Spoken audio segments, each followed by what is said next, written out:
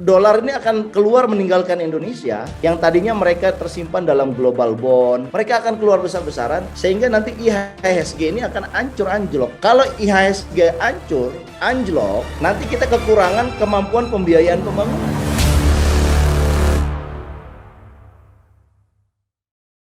Berikutnya adalah tentang Argentina menaikkan suku bunga 300 BPS. Apakah Indonesia akan menyusul? Nah, ini menjadi sebuah pertanyaan. Ya, barangkali ini inflasi global ya, semua negara mengalami inflasi, kemudian ada beberapa juga negara yang sudah menaikkan suku bunga. Nah, ini pertanyaannya adalah bagaimana Indonesia? Haruskah mengikuti jejak tersebut ataukah bertahan begitu ya untuk dengan suku bunga yang ada? Dan dampaknya akan seperti apa begitu? Gimana Bang Mando? Terima kasih Bro Eko ya. Suara saya kedengeran ya? Jelas ya. Oke, jadi kalau dilihat dari situasi ekonomi saat ini ya, terutama di level global, maka seluruh orang itu mengkhawatirkan mengenai inflasi. Dan saya kira ya, kalau boleh kita sharing berbagai informasi mengenai inflasi apa yang terjadi di Amerika misalkan, ya saya izin untuk tampilkan. Ya, ini udah kelihatan belum, Bro Eko? Halo? Nah, udah ada. Ya, nah, udah ada. Ini adalah angka inflasi Amerika dari tahun sebelum Perang Dunia Kedua, ya. Di tahun 1945 itu relatif ya inflasinya sekitar 2%, kemudian sempat 20% ya di tahun 50-an ya. Dan saat ini kita lihat di posisinya di sini ya. Kelihatan nggak ini yang di ujung, yang di posisinya ini 8,3%. Dan ini kalau kita lihat ya selama mungkin 5 dekade terakhir ya, 50 tahunan gitu ya. Ini nggak pernah setinggi ini, 8,3% ini. Ini kalau di perbandingannya ini hanya terakhir itu di tahun 1980 yang inflasinya mencapai 14%. Ya. Dan ini adalah tren yang diperkiraan terus meningkat inflasi di Amerika ini. Kalau kita lihat misalkan harga gasolin, harga bensin ya. Harga bensin di Amerika yang tadinya 3,5 ya sekarang sudah menjadi 7 US dollar per barel bukan per barel, apa istilahnya per galon. Ya udah 7 US dollar per galon gitu. Artinya dia sudah mengalami 1-2 kali lipat kenaikannya itu. Nah, dalam situasi seperti inilah kemudian The Fed berusaha untuk melakukan normalisasi ekonomi.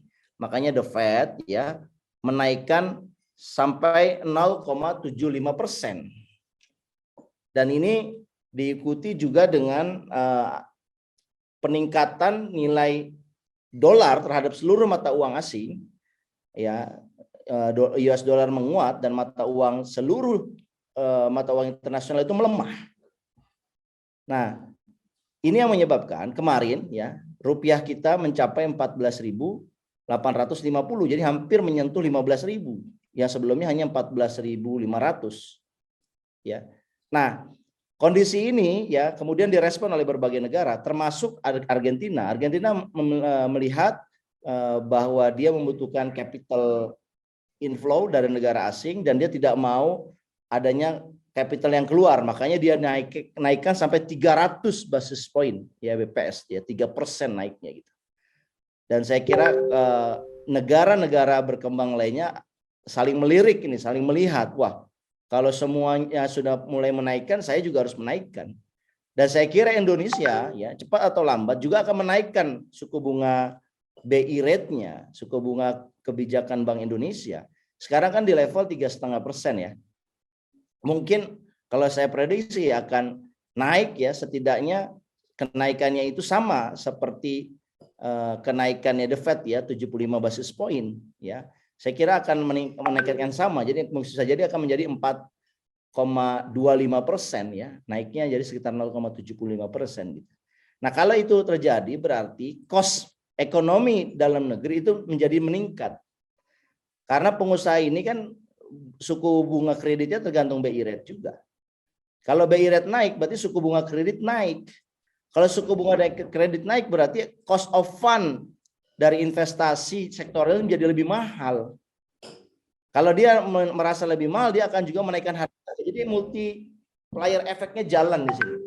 Yang tadinya terjadi di Amerika untuk menghandle inflasi, kemudian Bank Sentral Amerika menaikkan suku bunga, diikuti bank sentral lain juga naik, Indonesia juga pastinya akan naik, tapi kemudian berdampak kepada ekonomi domestik akan jadi lebih mahal, dan akhirnya yang akan suffering adalah seluruh rakyat Indonesia, terutama kelompok miskin. Karena kelompok miskin ini penghasilannya tidak bertambah, tetapi harga-harganya naik, sehingga mereka tidak lagi bisa membeli harga bahan-bahan pokok, begitu ya.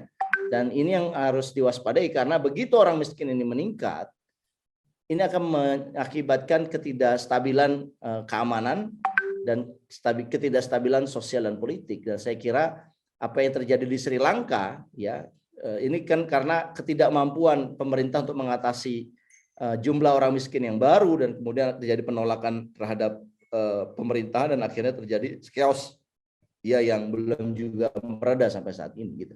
Jadi saya kira kita ini perlu terus mengingatkan ya Bro Eko, bahwa Bank Indonesia saat menaikkan suku bunga itu harus full concern terhadap ekonomi domestik.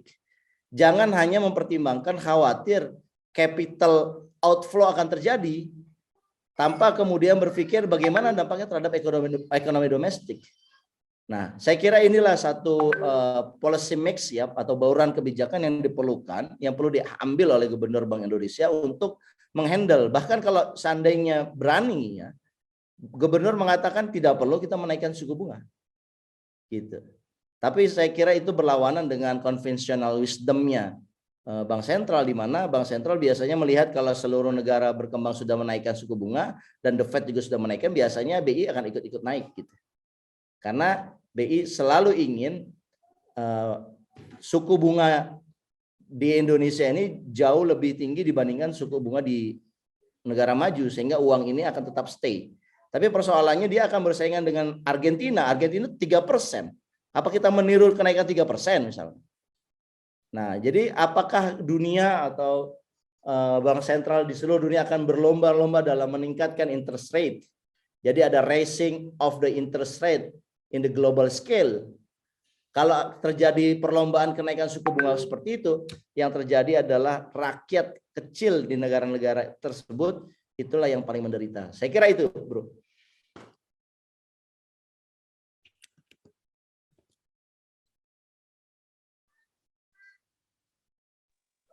Ya baik, ini apakah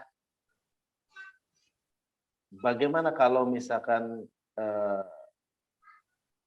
tidak ya bertahan, ya, artinya bertahan dengan suku bunga yang ada di Indonesia, sementara tingkat inflasi kan diprediksi mungkin akan makin meningkat begitu ya. Langkah-langkah yang harus ditempuh seperti apa nih? Jadi begini, pemerintah ya tidak punya cukup satu kemewahan dalam mengatasi gejolak ekonomi saat ini, Bro Eko. Dan ini sebetulnya kayak apa istilahnya ya, jalan buntu begitu buat perekonomian Indonesia, karena ini terjadi dalam skala global. Dan lagi-lagi sebetulnya kita ingin sampaikan bahwa sebetulnya kalau kita dari dulu, dari kemarin menyiapkan diri bahwa ini pasti akan terjadi, kita membangun satu kemandirian, setidaknya dua, kemandirian pangan dan kemandirian energi yang jauh lebih kuat dibandingkan hari ini. Sekarang ini semua pada ke arah konvergensi, semua naik, ya, inflasi di seluruh negara naik, harga-harga minyak naik, ya, dan Indonesia juga bertahan untuk tidak menaikkan, tetapi kelihatannya tidak punya satu kemampuan untuk mempertahankan itu karena sudah 191 triliun ya defisitnya Pertamina ya sampai 2022 yang harus dibayar oleh pemerintah, 191 triliun. Dan PLN juga sama, sekitar 71 triliun. Nah, ini kalau kenaikannya lebih tinggi lagi dibandingkan yang kemarin diasumsikan 63, tapi kan sekarang sudah kenaikan minyak mentah dunia itu sudah di level 129 US dollar per barel. Artinya ini sudah melampaui dari asumsi dasarnya 63 US dollar per barel.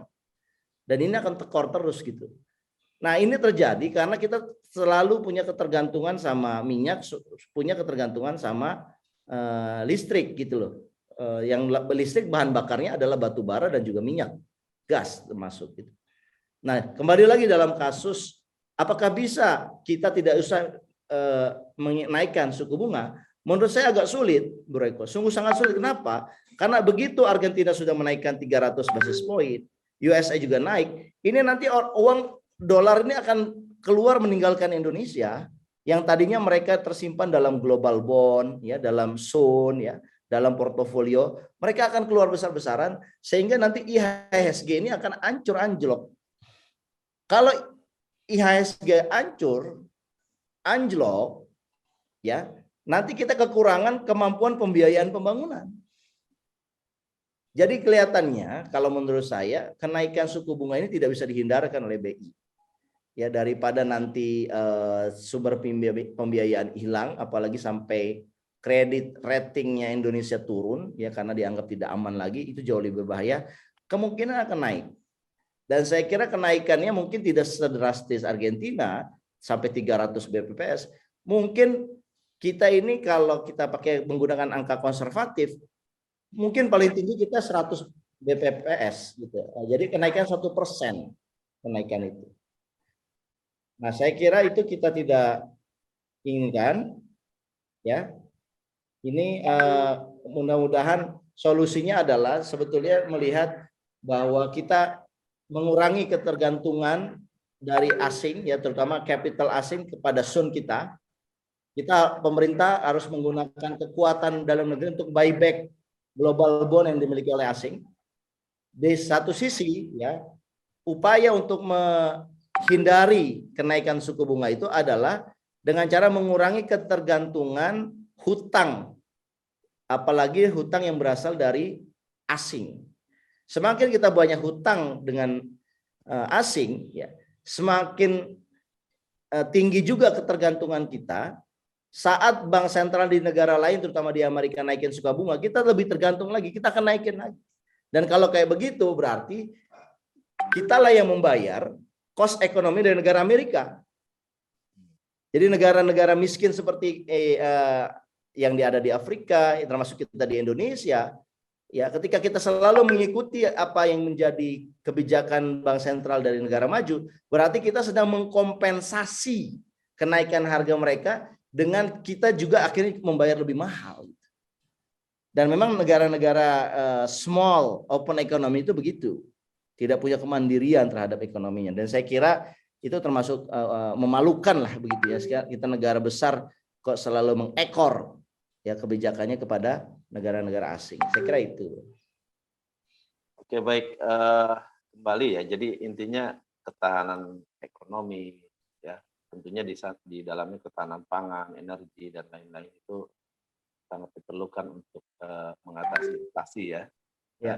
Seperti itu. Dan pemerintah tentunya harus punya keberanian, jadi tidak melulu kembali mikirin kantong-kantongnya oligarki gitu ya. Ya, seperti minyak goreng aja kan sepertinya banyak mikir gitu.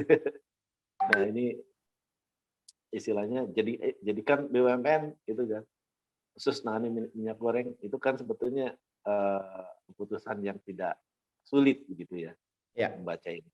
Nah, tapi keberanian itu sepertinya tampaknya tidak berani begitu.